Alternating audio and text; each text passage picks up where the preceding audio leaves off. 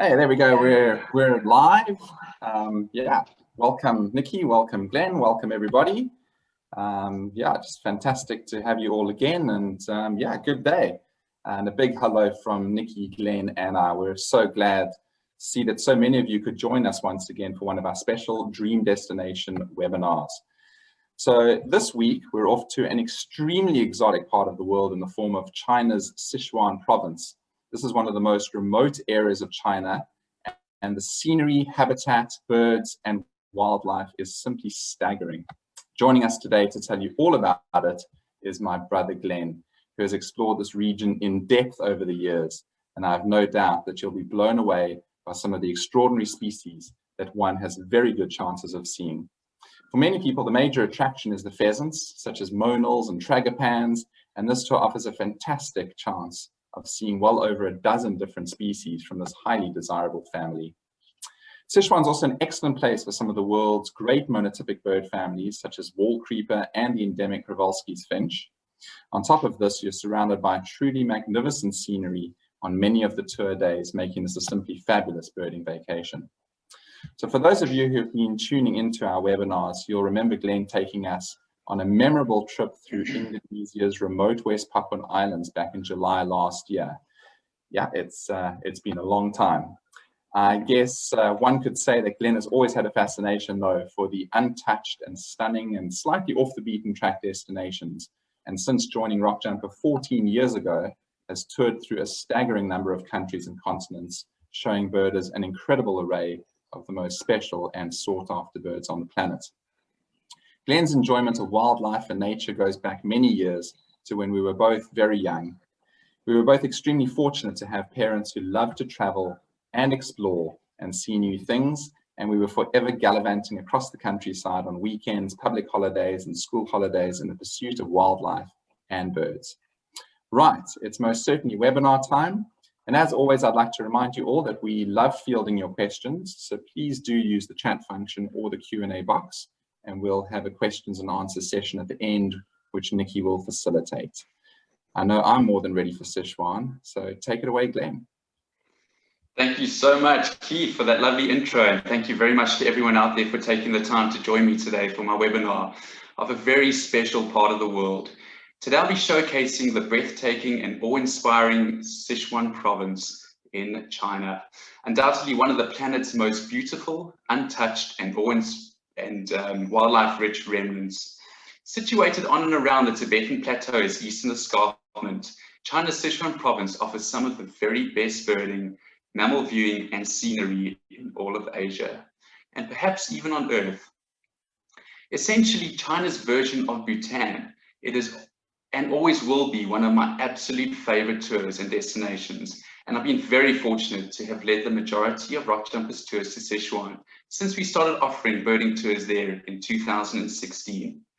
Rockjumper's been running successful birding tours to China since 2005, but it's only recently that the province or state of Sichuan has come to light on the international birding circuit, and it has fast become one of the planet's must-do birding tours. So without further ado, let's get stuck into our awesome Sichuan birding and wildlife itinerary and some of the many highlights that are to be enjoyed during this spectacular 18-day birding adventure.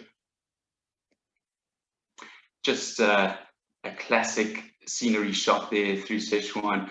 Other than Bhutan and Nepal, I've never experienced such incredible mountain scenery in the world. And yeah, Sichuan's got it all: birds, mountains, mammals, incredible landscapes and scenery.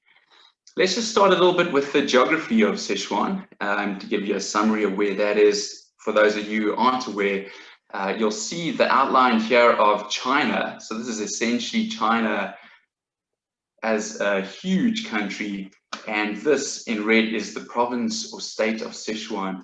Just to the west here, you've got Tibet and Qinghai province, and historically Tibet would have come right through the central part of Sichuan as a separate state prior to China's invasion of Tibet. Just south of here, you've got Myanmar, or the old Burma, the country of Laos and Vietnam here, just to the south there. and northeast India comes in here. This tiny little landlocked country there is the very fascinating and unique destination of Bhutan that was covered last year by Daniel Dankworth, one of our colleagues. And yeah, of course, you got Nepal with India coming through the rest of the West. So there's the province of Sichuan and the capital city of Chengdu, where the trip actually starts. We'll be covering an area from Chengdu essentially west. So I'm drawing a circle around pretty much the area that we'll be covering, extending up towards Jiuzhaigou, Aba, and then right across into Tibet, and then making a loop sort of anti-clockwise through this area here. There's a more detailed zoom-in view of the map of the route, with Chengdu the starting point and the big capital city of Sichuan. We then head up north in an anti-clockwise circle and visit the National Park of Changjiah before heading up into Gongangling, right on the Tibetan Plateau, Ruogai, working our way south to Maorkang and the high pass of Mengishan before getting into more lowland hill forest and Labahe, Erlingshan and Longchangal before making our way back to Chengdu in a perfect little oval loop. We'll go into way more detail into this itinerary in a moment. So Sichuan's got a huge number of highlights. It's by and large, for me, my absolute favorite birding destination in China. This presentation itself will really just focus on the province of Sichuan. And although we offer a Yunnan extension combined with Sichuan, that would have to be covered on a completely separate webinar. The two destinations are so diverse and complex that you really can only cover one in a single trip.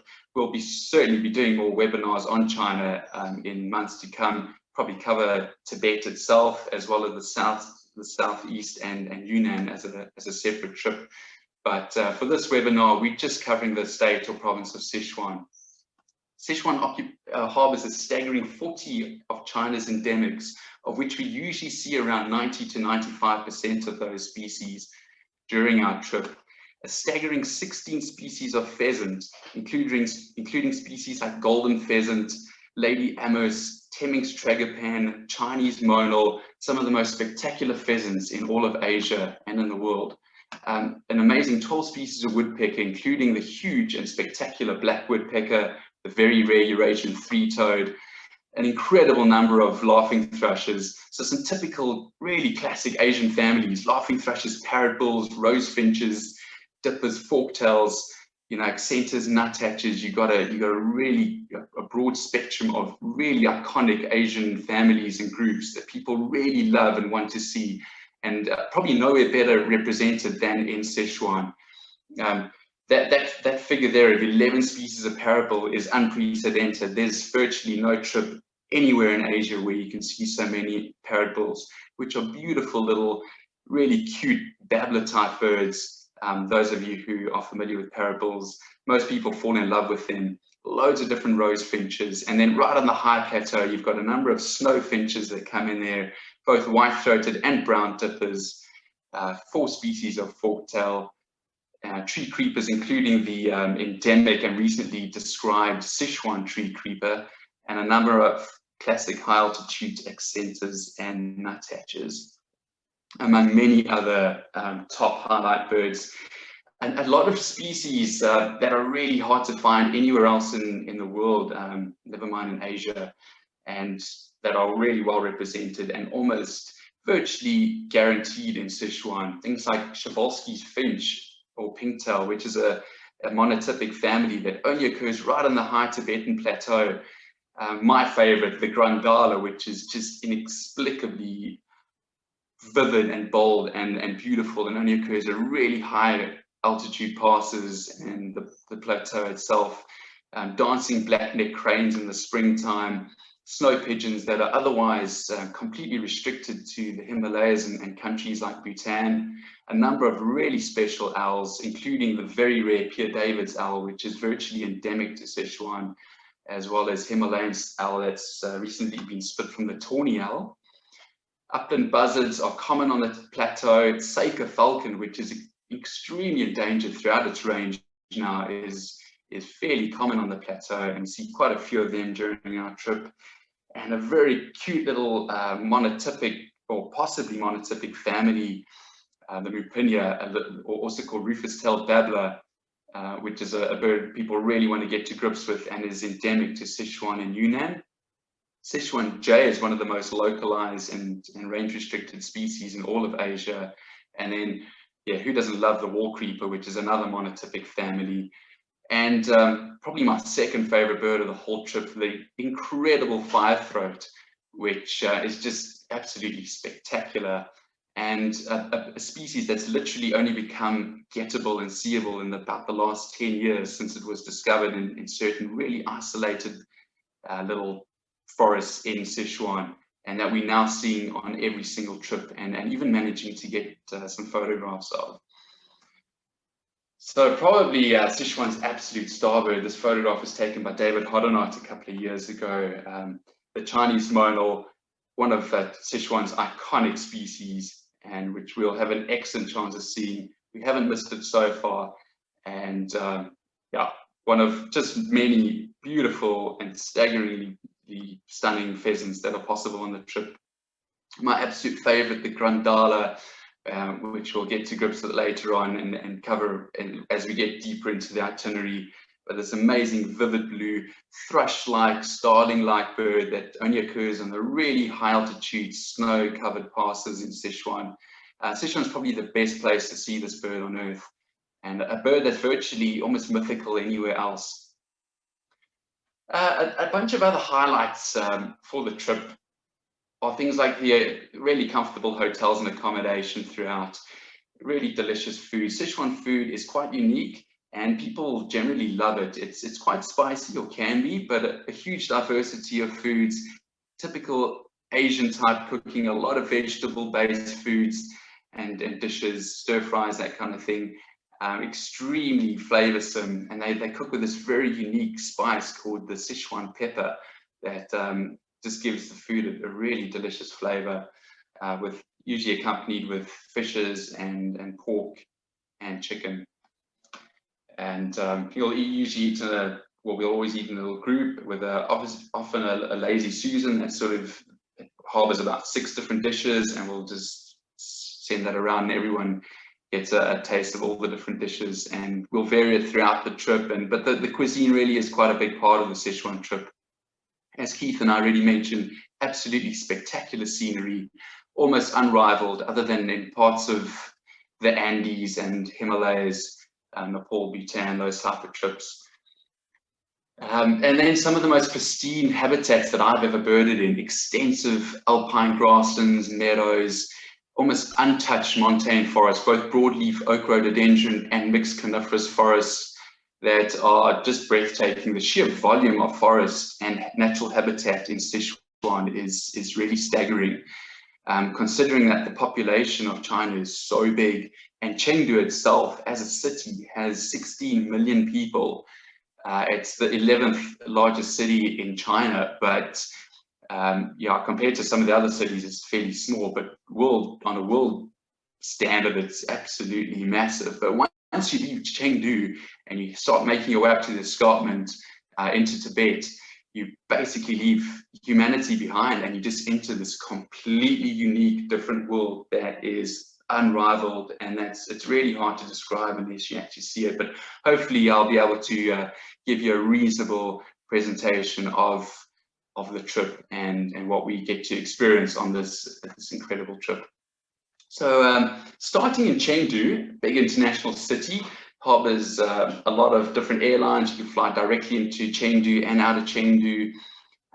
Films a perfect base, really comfortable hotel, little boutique hotel that we stay at in the heart of the city, surrounded by these really awesome little green spaces. Chengdu is an extremely forward-thinking, progressive, neat, safe city that set aside a lot of green spaces and city parks that support a staggering number of birds. So we get in there, spend at least the first afternoon just sort of pottering around the different parks and getting to grips with a lot of lowland species. Chengdu is at an elevation of about 500 meters, or roughly 1,800 feet, and so fairly low altitude, quite warm, humid, and a lot of lowland species that just get into that part and that we won't see anywhere else on the trip. But these green spaces are fantastic places to get to grips with a lot of nice introductory Asian and Chinese birds. One of the real target specials there is the Chinese grosbeak. This is a gorgeous male, and this is probably the star bird of the parks and green spaces, and we have yet to miss the species on the trip. It's a beautiful near endemic species that's really only found around Chengdu and slightly further east into China. Every now and then one straggles across to China, or sorry, to Japan in the winter time, but essentially a Chinese endemic. Quite a shy, secretive understory species that we'll be looking for is the Chinese bamboo partridge. Really beautiful bird, but quite tricky to see. Flocks of white-browed laughing thrushes are constant attendance. Those have been further afield and no white-browed laughing thrush. It's a species that you often have to try really hard to see, but in Chengdu they're absolutely abundant. You get flocks of up to 40 birds moving through the green spaces, and they're in constant attendance and offer great photo ops. A very common species that we'll also get there is the Chinese or light-vented bulbul. Pretty, but very common. And then we'll get to grips with our first parrotbills, vinous-throated and ashy-throated parrotbills, a lot of other different bulbuls, shrikes, thrushes, that kind of thing. Really nice intro, a lot of red starts, plumbeous water red starts along the little streams, and maybe even something really different like an amber paradise flycatcher or tiger shrike, one of the scarce visitors to the area. So leaving Chengdu behind, we then drive about a good 6 to 7 hours north towards the National Nature Reserve or National Park of Changjiah, which offers staggering scenery and a great sort of next destination into China. It's probably the site on the trip that offers the toughest birding, so it's nice to get it out of the way initially, because the birding thereafter just becomes so easy, so rewarding, and really not hard work at all. But Changjiah has got a lot of incredibly quality species, but it can be quite slow and challenging birding wise, but with enough time and effort you get the real specials, and it's a well worth a 2-night stay. We spent 2 nights there in a really comfortable, almost lodge-like hotel situated in this beautiful valley alongside a classic Himalayan river stream, surrounded by mountains and broadleaf forest. A stunning place to spend 2 nights. En route, we'll look for things like red-billed starling and long-billed plover, and a couple of other odds and ends, but the starling's quite special and restricted to that area, and quite a tricky bird to find anywhere else in its range. Finally, we'll arrive at Changjiah National Park, and that's just some of the spectacular scenery on offer there. Huge mountains rise up out of the lowlands, and Changjiah is situated at about 1,500, 2,000 meters, so about 6,000 feet in elevation. So a little bit of a rise in elevation above Chengdu, but still in the foothills, and we're going to get way higher in elevation during the trip. It also works well to visit Changjiah first, because you get to acclimatize with altitude gradually before getting right up onto the plateau. So we've never had anyone succumb to altitude sickness on this trip. I think it's because it's a staggered acclimatization into the altitudes, which helps most people a lot. Changjiah was actually proclaimed as a national park to protect one of the last remnant populations of giant panda. So there are still giant panda in Changjiah National Park, about 40 individuals in total, but it also harbours golden snub-nosed monkey, which is extremely endangered, as well as golden takin, which is a spectacular mammal and otherwise virtually unseeable outside of the high passes of Bhutan and really inaccessible parts of Bhutan. You'd have to go trekking for days before you manage to see golden takin. But yeah, the birding will be the main focus of Changjiah, and mixed species flocks or bird parties are a big part of the birding there, and we'll see beautiful little passerines like red rufous-faced warbler, which is actually known as Chettiar bush warbler family, as well as the exquisite little chestnut crowned warbler, quite a widespread and common bird in Asia, but always lovely to see.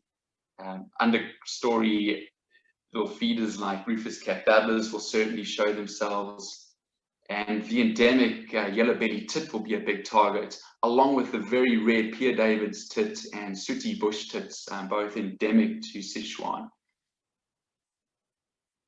Another very familiar but nonetheless really pretty little bird, the black-throated bush tit, quite widespread through Asia, will be a common representative in mixed species flocks in Changjiah. And then we'll bird along these beautiful fast-flowing rivers alongside broadleaf evergreen forests for the most part. And things like plumbeous water redstarts will be in attendance, crested kingfishers, brown dippers, a number of forktails, this white-crowned forktails, particularly handsome and quite obvious along the rivers. And more special and more localized, the little forktail, got a very good chance of them, as well as slaty-backed forktails. One of the star birds at Changjiah that we won't see anywhere else is tawny fishel, and we've had remarkable luck finding these birds even during the day. It's really hard to look for them at night, but excellent chance of seeing tawny fishel during the day. This was actually photographed right at the edge of the stream one morning coming back from birding, sort of late morning, around 11 o'clock, just before lunchtime. This bird was just sitting right at the water's edge with this big fish in its talons, and yeah, showed amazingly well for great photo ops. Oh, almost passed that one. The star mammal of Changjiah. So our chance of seeing things like giant panda are extremely slim. They're certainly possible, and we have seen it on one of our trips prior. Not here, but a bit further on the route, and but we will almost certainly see golden takin, and this is literally one of maybe one or two sites worldwide where you can actually see the species in the wild.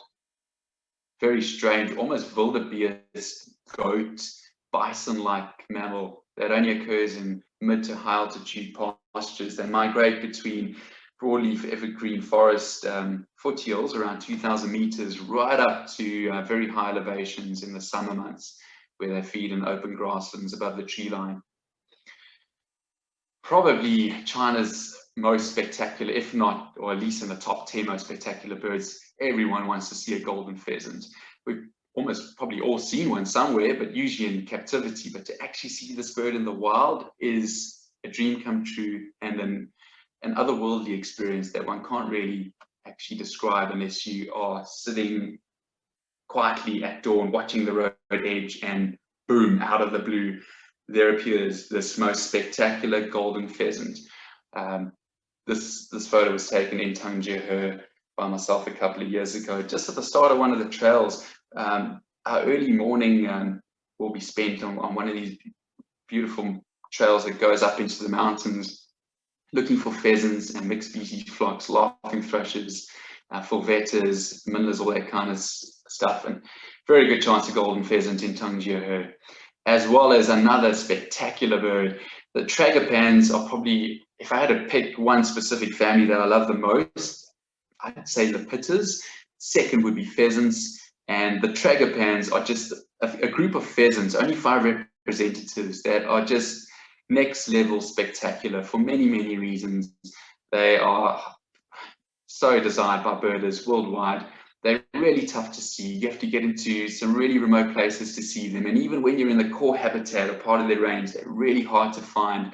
But with specific techniques and knowing the site and the area and time of day to see them, you will almost certainly see tragopans and all the pheasants in general. And Changjiah is a fantastic place to see Temminck's tragopan. It's one of several sites on the trip where we have a good chance at tragopan on the Sichuan trip. So leaving Changjiah, just giving a little taste there of Changjiah, we leave and start making our way right up to the top of the Tibetan Plateau.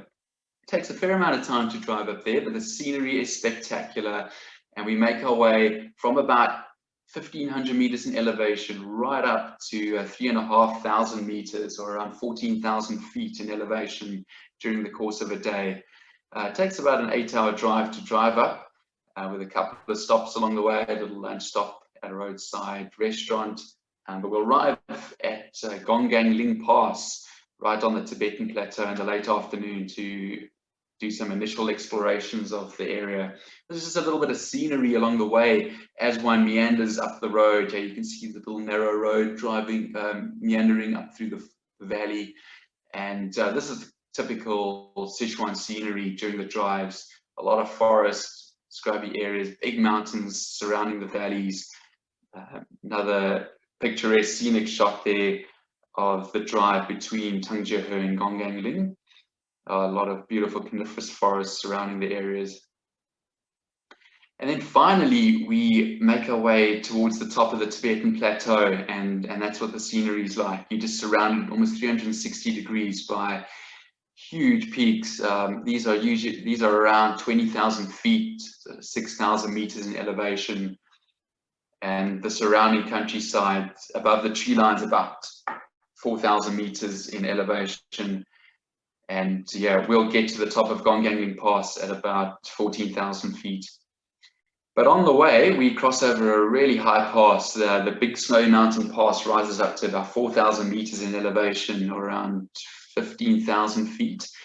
We just cross over that briefly, have a little stop there, photo ops, spectacular scenery. Even we run our trips in spring and early summer, and even at that time of year, it's blanketed in snow. And some really great birds around there too that we'll be searching for just for about half an hour as we cross over the pass. Good chance of things like alpine or yellow-billed chough. Red-billed choughs are really common, but alpine's more of a hard-to-treat specialist. Lammergeiers, bearded vultures are evident in that area too. And we are likely to see alpine accenter along with rosy pipit and a couple of other odds and ends at the high-altitude pass of Big Snowy Mountain. And finally, in the late afternoon, we'll arrive at Gonggang Pass, where we spend a night. So we'll have the late afternoon birding the beautiful coniferous forest surrounding the pass and enjoying the spectacular scenery. And we'll have a full morning the next morning as well to get to grips with some really spectacular, very specific altitude coniferous forest species. That's the little track that we walk there while birding on Gonggang, looking for species like the exquisite crested tit warbler that's really tricky to find anywhere else outside of Sichuan, as well as maroon-backed accenter, quite a sneaky little understory accenter, but it gives this very high-pitched ding, ding call during the springtime, and that's how you pick them up. Listen for the call, and then you'll see the accenter moving around in the understory. Grey-headed bullfinches are common, and again, a species that's quite tricky to see anywhere else in Asia. Chinese white-browed rosefinch, recently split from the white-browed rosefinch, is quite common too, but we'll also be looking for things like or more scarce and localized rosefinches like pink rumped and the exquisite three-banded rosefinch, very good chance of them too. Things like Przevalski's nuthatch and even a chance of Sichuan jay. But probably the starbird of the pass is this Pere David's owl, a medium-sized owl that's, at least in spring, partially diurnal, and we've got an excellent chance of finding them in the mid-morning. If we don't, we'll certainly try for it in the evenings and before dawn. But yeah, probably the starbird of Gonggang, Pere David's owl, a bird that's until about 10 years ago was virtually unknown and it had been seen by maybe fewer than 50 birders alive. All right, so leaving Gonggang, we're basically right on the edge of the Tibetan Plateau there, and we drive just a short ways to our next destination of Roergai, also known as Abba. But on the way there, we'll pass by the Bashi Valley, at some typical Tibetan Plateau scenery at the top, distant snow-capped peaks, Tibetan steppe-like country, and with that comes a huge suite of really localized, range-restricted plateau specialists. We'll see our first upland buzzards in that area, almost eagle-like buzzard, massive bird, similar to a long-legged buzzard, but more reminiscent of an eagle than an actual buzzard. And they're fairly common. We'll see between 10 and 20 of these in a day. That's you can see the, I said Alpine Buzzer, but it's actually upland buzzard. It's the same species. It's quite variably plumage. You can see the differences between the birds, but always the same shape, size. When they're sitting on the ground, they almost look like golden eagles. Huge birds, really spectacular. This little ground tit, or what used to be called Hume's ground peckers, always a nice little species to see. And they sort of hop around on the ground and by themselves and feed on little insects and seeds. And we'll see a bunch of them. But a really specialist Tibetan Plateau species. And then we'll get stuck into our first of several snow finches. This is the rufous-necked snow finch, one of the scarcer of the snow finches, but we'll also certainly see white-rumped snow finch and a good chance at Tibetan snow finch as well. Thrushes are well represented in Sichuan too, and this beautiful Kessler's thrush will keep us entertained throughout the day, as well as chestnut thrush, another spectacular bird. And then heading into the Bashi Valley, one of the most special and localized of all the pheasants on the trip, of the 16 species possible. This is the blue-eared pheasant. So we have both white and blue-eared pheasants on the trip. Blue-eared's incredibly localized and really only found in the Bashi Valley on our trip. But we always find a pair or two in that area in the early morning or late afternoon.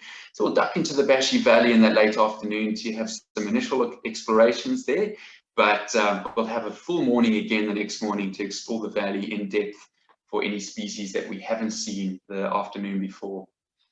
Other highlights include Siberian ruby throats that in summer when we visit sit up right at the tops of bushes and sing their hearts out, usually a really skulking species of the understory, but really obtrusive in May, June when we do run our Sichuan trips. Another usual arch skulker that always, again in May and June, sits up and sings its heart out is the white-bellied redstart. Really not a redstart, but more of a bush robin, a really unique little bird in its own monotypic genus. We always get great views of white-bellied redstarts during the trip. And one of my favorite birds, white-browed tit warbler, just a spectacular little bird and so full of character, fitting around in the bushy understory of the Tibetan Plateau. We'll certainly see them. And yeah, one of, again, huge number of parrot bulls possible on the trip. The spectacle parrot bull is one of the most localized species, a really small parrot bull, kind of like a vinous-throated or ashy-throated parrot bull. Parrot bulls are extremely diverse. You've got the tiny ones like ashy-throated, vinous-throated, spectacled, and you've got your medium-sized parrot bulls, and then your really big guys like your brown and three-toed and giant parrot bulls. So a really unique, diverse group of what's really just dabblers, but they're so unique and so charismatic. I just love parrot bulls. Robin accent is a real specialty of the Bashi Valley, and we hope to see one or two around there. One of many accenters possible on the trip. And this gorgeous little Hodgson's redstart, which usually hangs around buildings within the valley. There's little rural settlements and pastoralists and agriculturists that have their little homestays there, and you often see them sitting on the roofs of the homestay.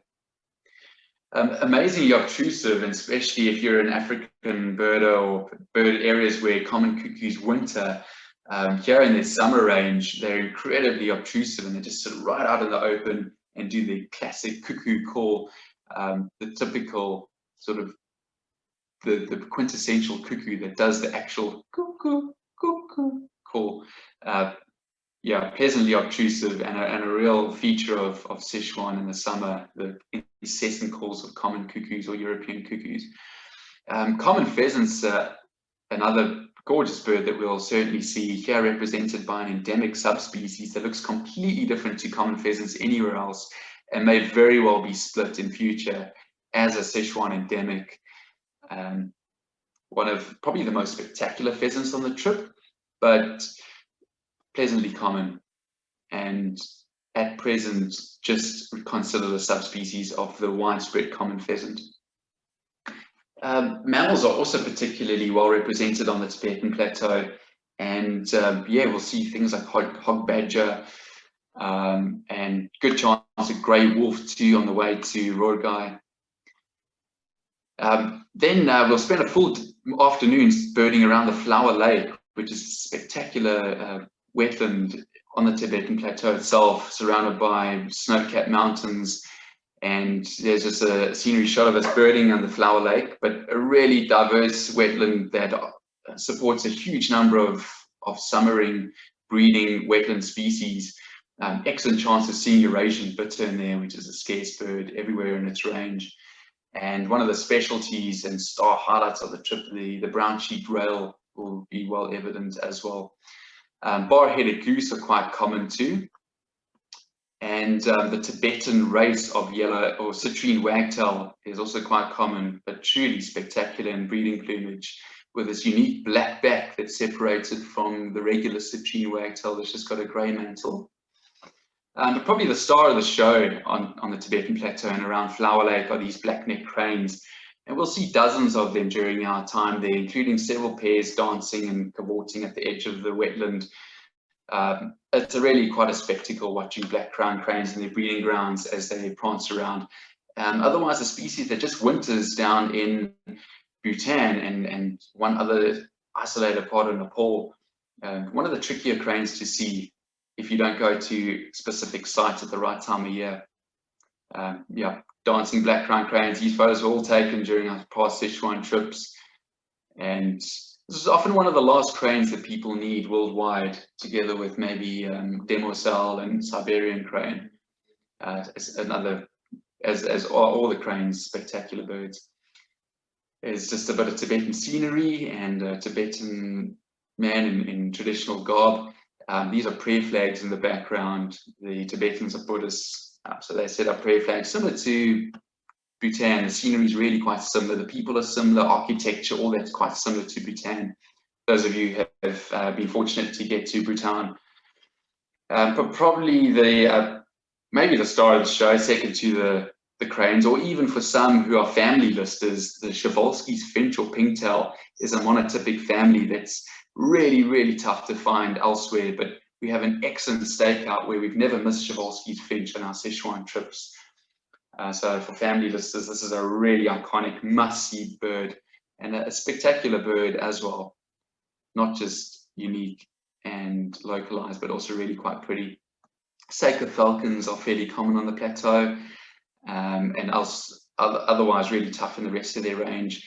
And as we cross over the plateau, we'll look for things like Tibetan Partridge, before finally arriving in the town of Markang, another Tibetan village. But these are all obviously within the province of Sichuan and historically within Tibet.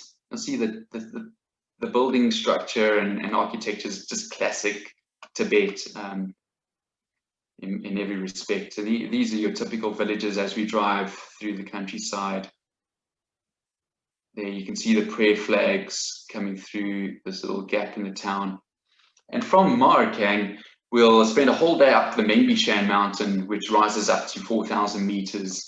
Another beautiful area, pristine coniferous forest and some spectacular birds. A lot of really special pheasants there, things like white-eared and cockless pheasant. This is a view of the pass, driving up Murkangs to the right here and traversing the pass of Mengbishan.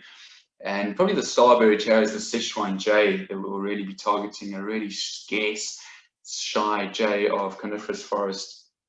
More Mengbishan scenery and mixed species flocks will harbour birds like grey-crested tit and white-throated redstarts. A male here is particularly common and we'll see them throughout the day.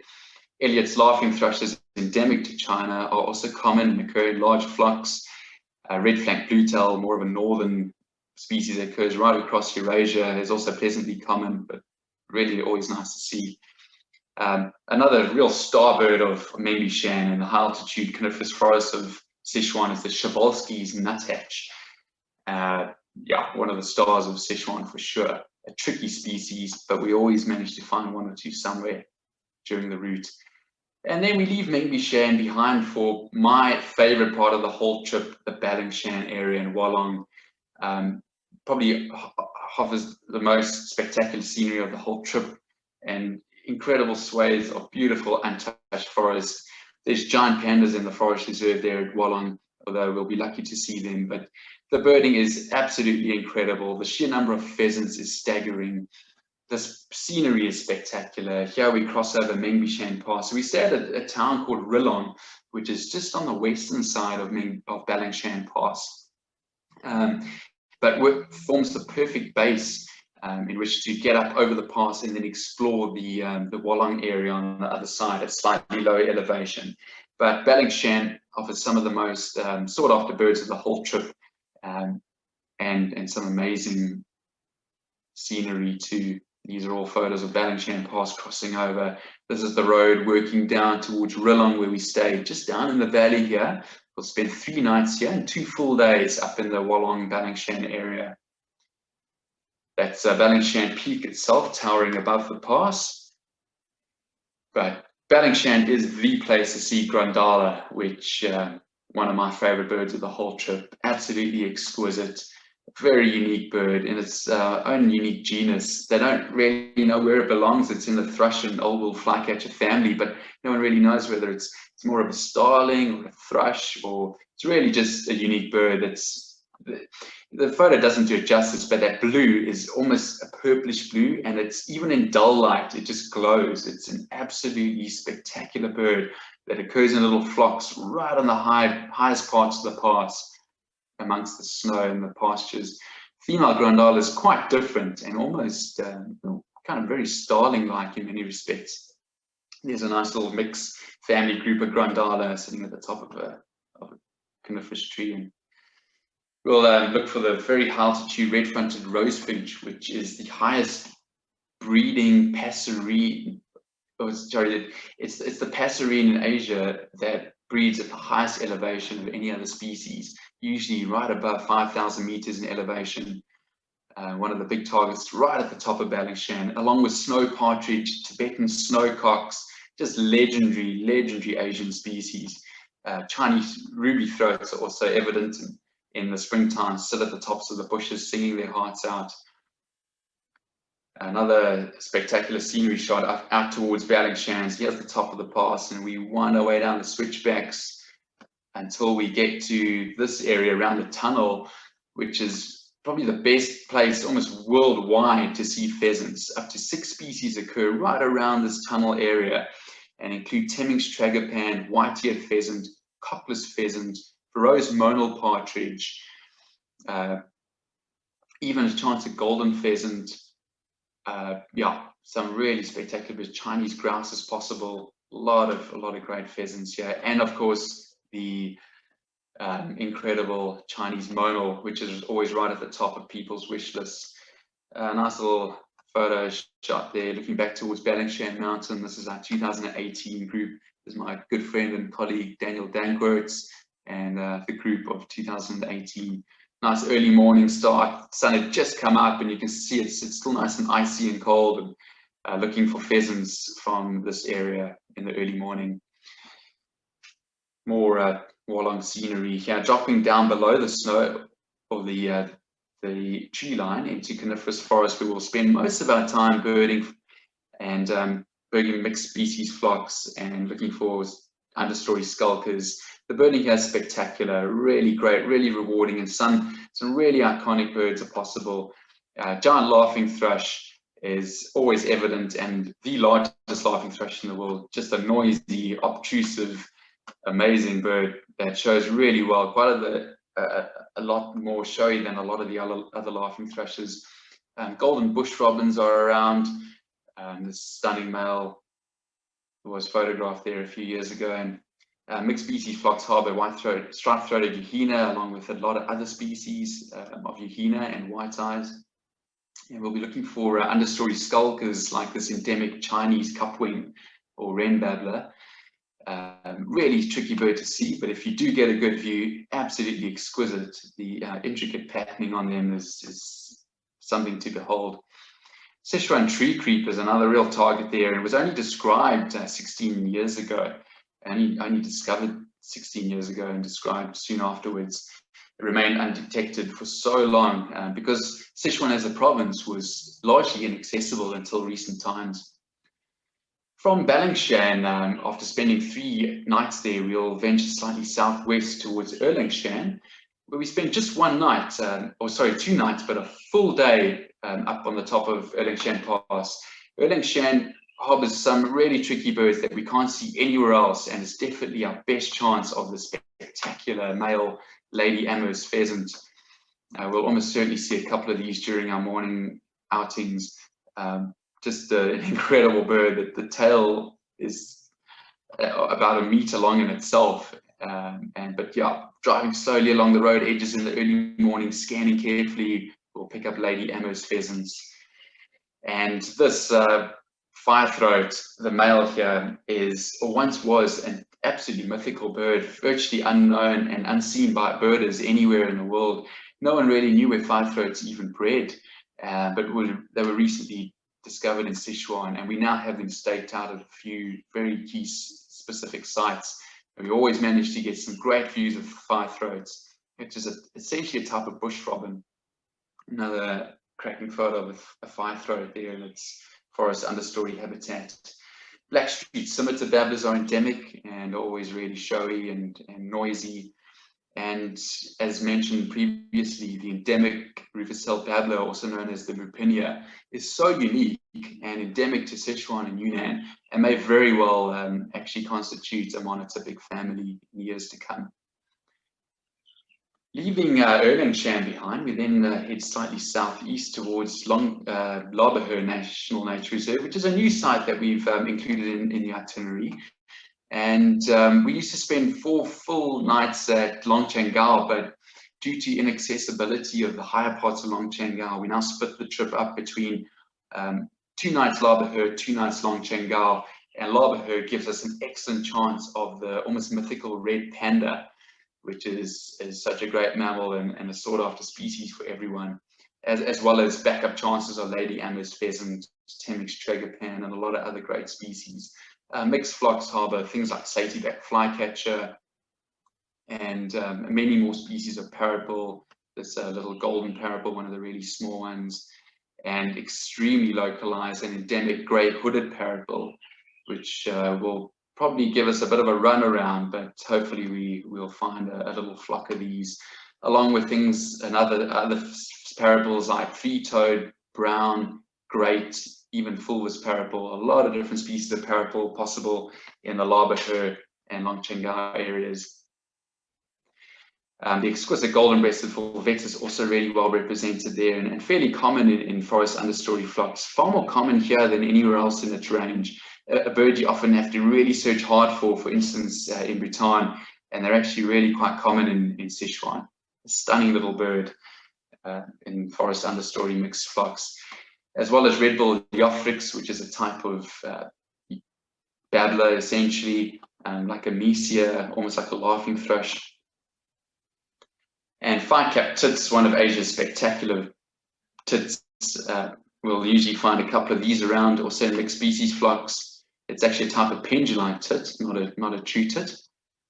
And because of the lower altitude elevation of Laberhe and Longchenggao, we then get some of the Himalayan foothill species coming in there. So things like great barbets are quite evident, and one of the classic calls of the Himalayas and that area, sort of incessant monotype background call throughout the day. People generally fall in love with great barbets because they're so big, gaudy, spectacular, and it's such a typical call of that part of the world.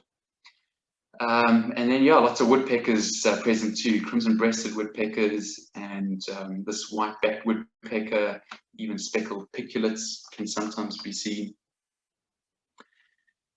as well as the spectacular red-billed blue magpie, which has a much wider distribution, gets down into Yunnan as well and right across the Himalayas, but always a stunning bird to see, and yeah, a typical bird of the part of Longchenggao and Laberhe.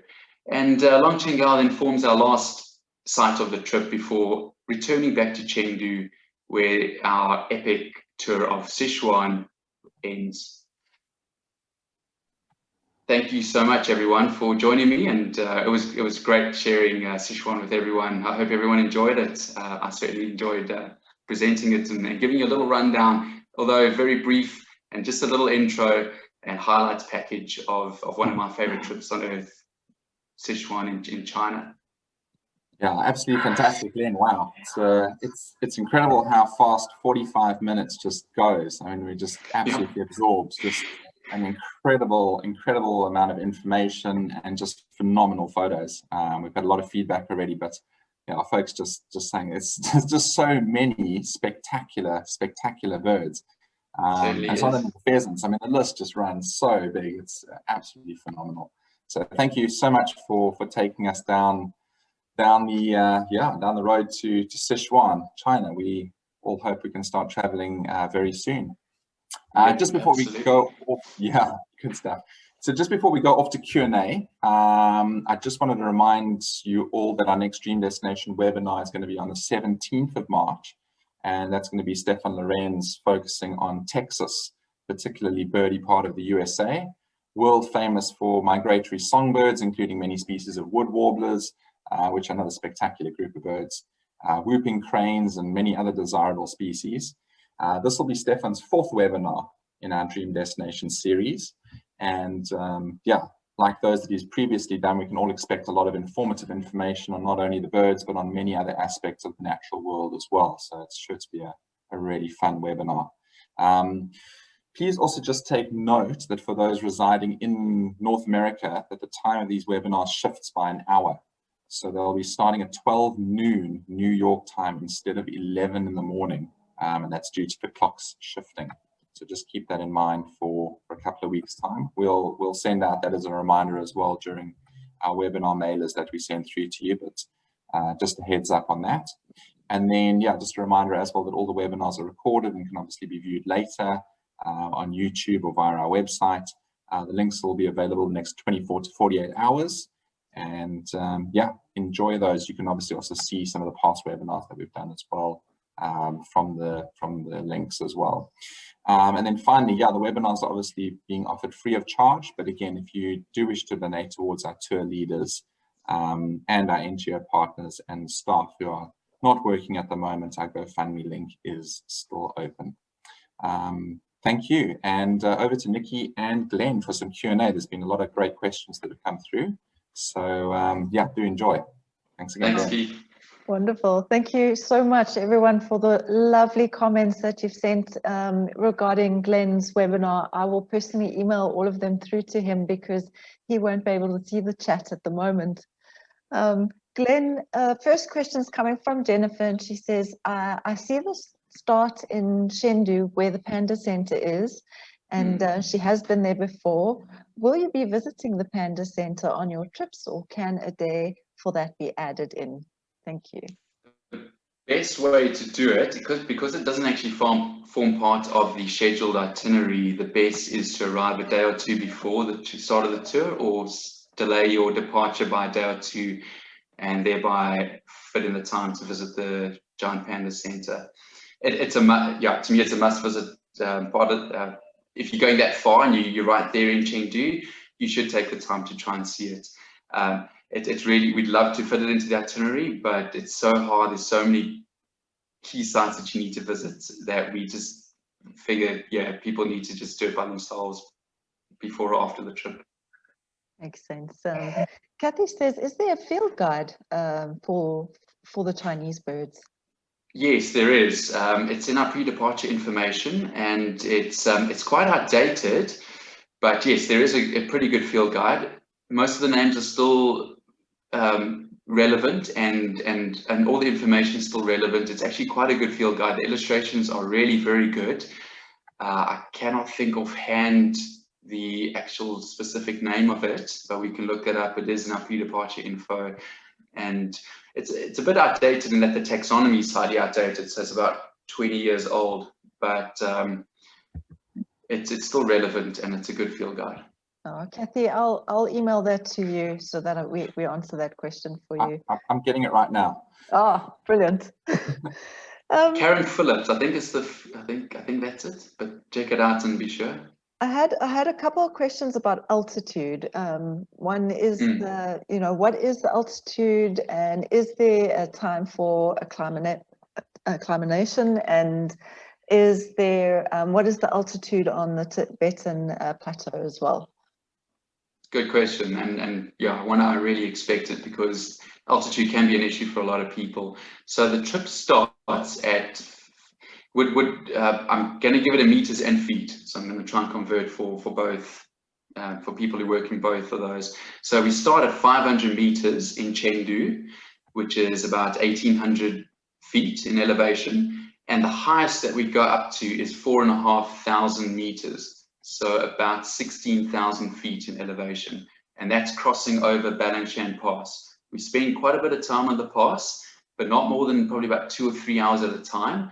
And the walking is always downhill, very slowly. So, and that is right towards the end. That's like the second week of the trip. So by then, most folks have acclimatized really well to altitude. Also, because we start at 500 meters, we spend a day in Chengdu, then it's a full 2 days up in Changjiah, and then another full day going up. It's at least about 4 or 5 days before we actually get to 10,000 feet elevation. So by then, most folks have acclimatized to the altitude. The Tibetan Plateau averages around 10,000 feet or 3,000 meters in elevation. At the highest it goes up to is about 3,500 meters, around 12,000 feet. But the highest point is 4,500 meters, 16,000 feet. Wow. And how long do you stay at, because Michael was wondering, how long do you stay above 11,000 feet?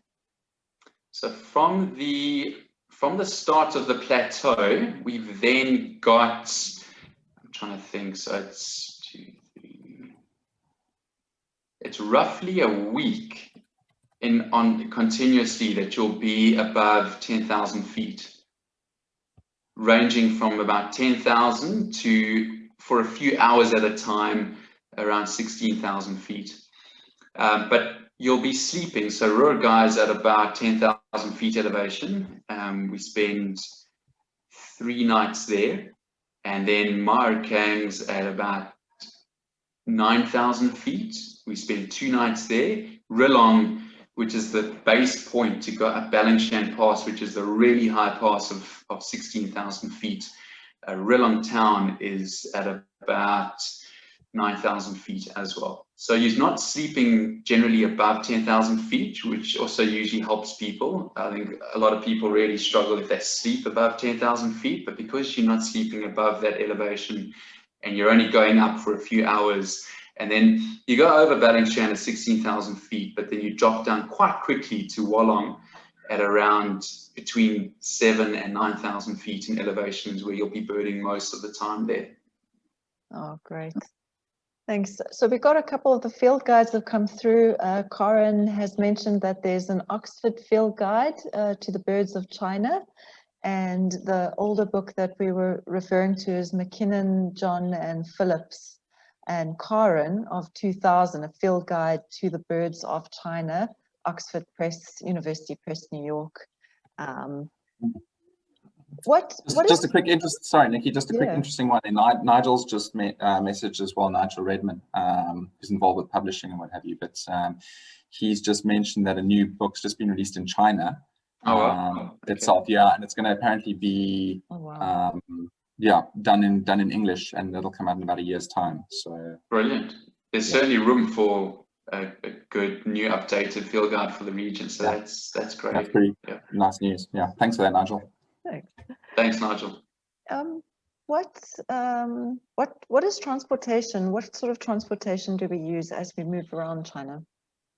So we use a very comfortable, almost perfect, roughly 20-seater coaster bus. Huge windows, great visibility, very comfortable, lots of room. Everyone's pretty much got a double seat to themselves, lots of room for baggage, store the big bags in the back or underneath. Little under seat area or next to you for hand luggage. But pretty much I couldn't think of a better touring vehicle than the vehicle that we use. It either depends on the group size. It's around a 20-seater coaster bus. Yeah. Oh, great. How strenuous how strenuous would this tour be? It is not particularly strenuous, especially in comparison to a lot of other trips. There's a fair amount of walking for sure, but almost all the walking, except for the one or two occasions, is generally downhill along tracks and roads at a leisurely pace, a birding style pace.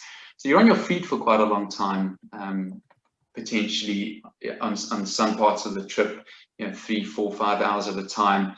But at others, you might be birding for an hour or two and then drive a little bit further, bird again. But like I say, almost all the birding's along tracks or roads, downhill. We try and keep it all downhill, as I said, because of the altitude and because it's just easier and more enjoyable.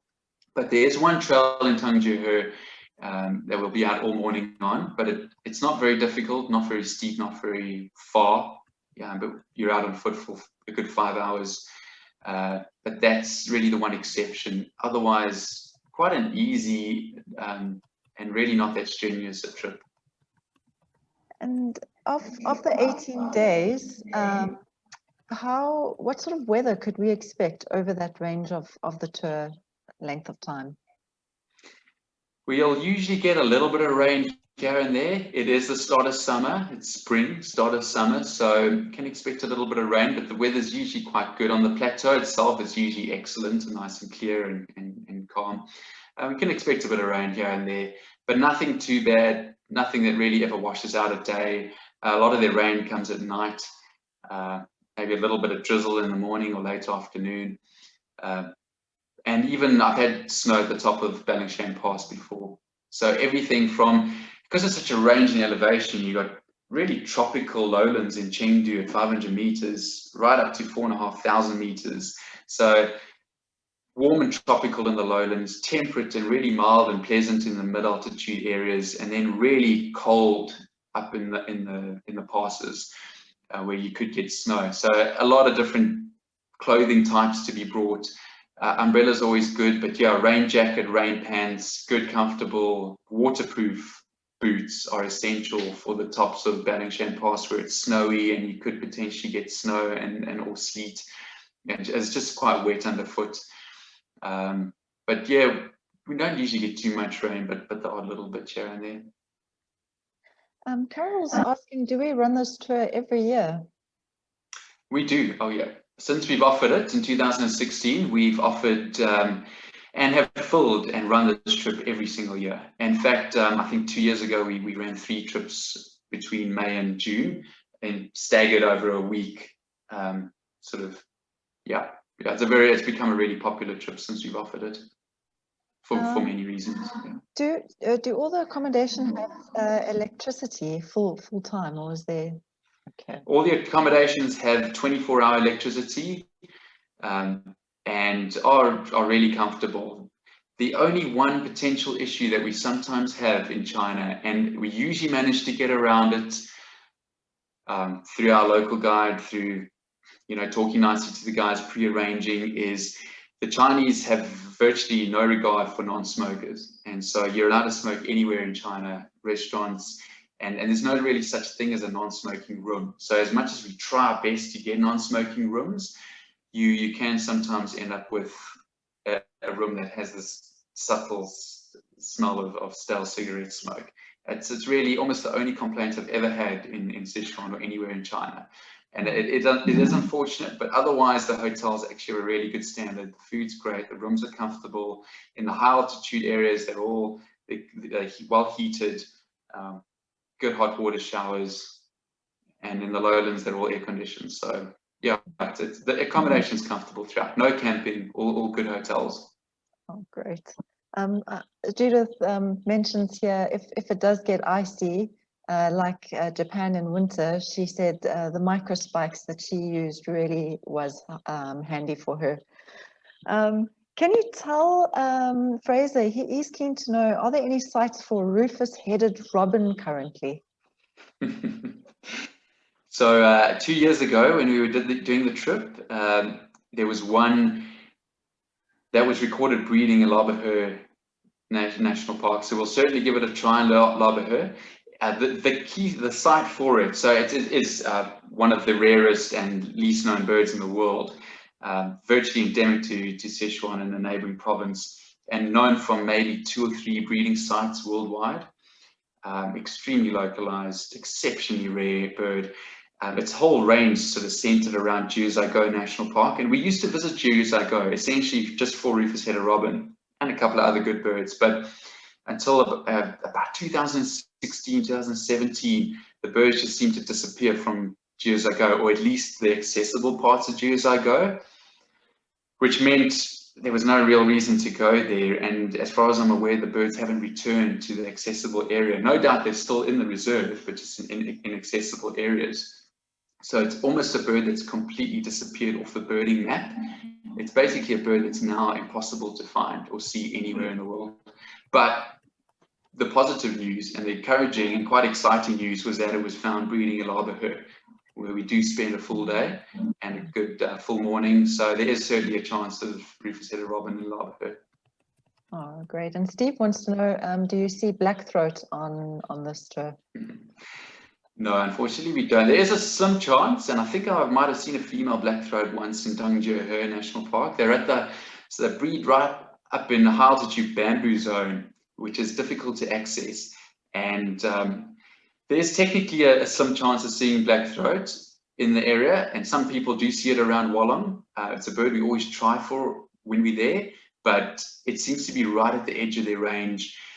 You pretty much have to go into a neighboring state, which is now almost off limits unless you get really special permission to go to one specific national park to see it. And it's a real mission. It's trekking type stuff. It's dedicating 5 days of trekking, really heavy, serious forest trekking for one bird, for blackthroat.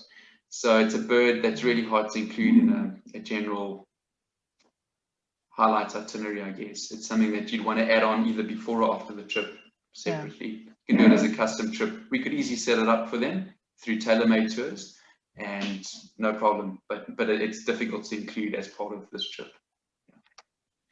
What is your average total trip list? We usually get around, I think it's around 350 species. Yeah, including Yunnan, good 400, so about 300 to 350 be your typical list. And is it, Steve's saying, does Glen lead the trip on his own, or do you use local Chinese guides? No, we always use a very good local Chinese birding and natural history guide. There are some great local guides there, and we run the trip alongside them. So I'll essentially lead the trip, but we rely on them a lot for, especially the language barrier is the main thing, the communicating between the hotel. Very few Chinese speak English, or at least very well. So we always have a local Chinese guide accompany us, and we've got great sites for everything. We know where to find the birds, but there's nothing like that local knowledge of the exact whereabouts of something that's been seen just a week before. You know, if there is a blackthroat hanging around, or a rufous-headed robin, or something really rare and special, they're going to know where it is. And so it's great working with the local guys in that respect. What is the best time of the year for this tempting tour? So anytime from even the end of April through to even the middle of July. It's quite a large window period. The window period is probably a little more extensive than parts of the Himalayas, such as in the Bhutan and Nepal. It's a lot more restricted to pretty much April, May, and then the monsoon comes, whereas they don't really experience such a heavy monsoon in Sichuan.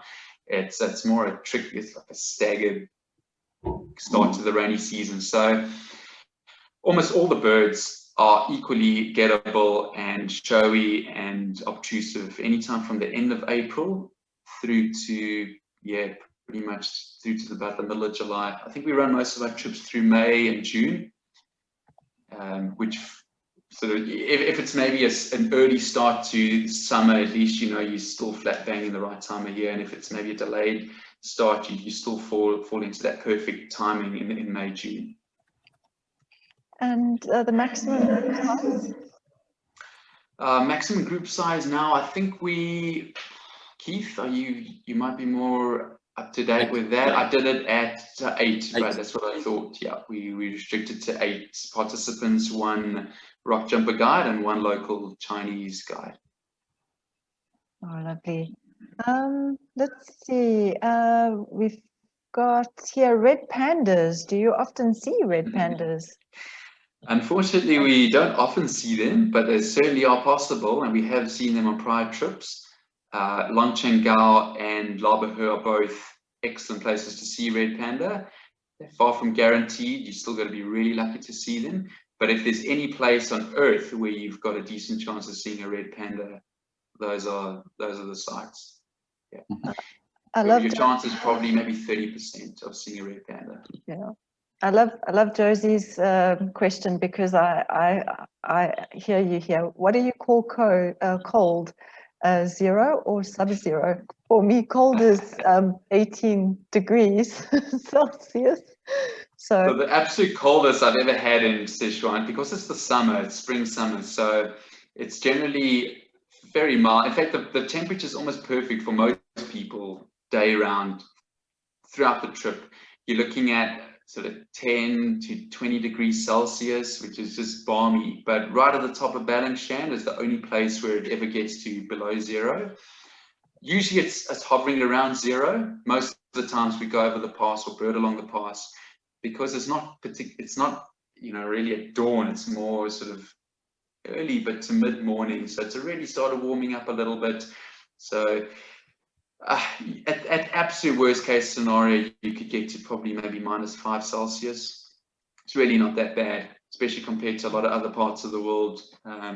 Like Japan in winter, for instance, where you're hitting -15, -20. Just below or around 0 is about the coldest you ever get. Oh, great. Jennifer's saying, I hope to go back to China birding with you. So thank you so much, Jennifer. I think we've got time now just for one or two more questions. Medication, is there any suggestions to prevent altitude sickness? Yes, we certainly do have some suggestions. I know there's a drug, I can't think of the exact name now, but it's recommended in our pre-departure information and has worked very well historically for people who succumb to altitude sickness. A lot of people have taken it on trips that I've done to Bhutan and have been perfect. Like I say, I've led, I think, 5 trips now to Sichuan, and I haven't had a single person succumb to altitude sickness. A lot of people who know that they have an issue will take the drugs, and there is medication that you can take. I just can't think of the exact name now. And then the combination of the acclimatization. I'm seeing some of our attendees popping into the thing saying Diamox. Quite a few coming in. There we go. Diamox. Thank you. This is what's great about going birding in a group. It's everyone shares so much knowledge, and we're all part of the family. Yeah, Diamox works like a charm. Yeah. Might make you a little bit drowsy, but it's worth it. Yeah. Oh, thank you so much, Glenn. That is all the time we have for Q&A. If there's anything that we didn't answer, please just send us an email, but thank you so much. Oh, cool. No problem, Nikki. Absolute pleasure. Thank you. Great. And thanks everyone out there for joining. From all of us, from the Rockjumper team, we wish you a fantastic rest of your day. Thank you, everyone. Cheers. Cheers, guys. Bye-bye.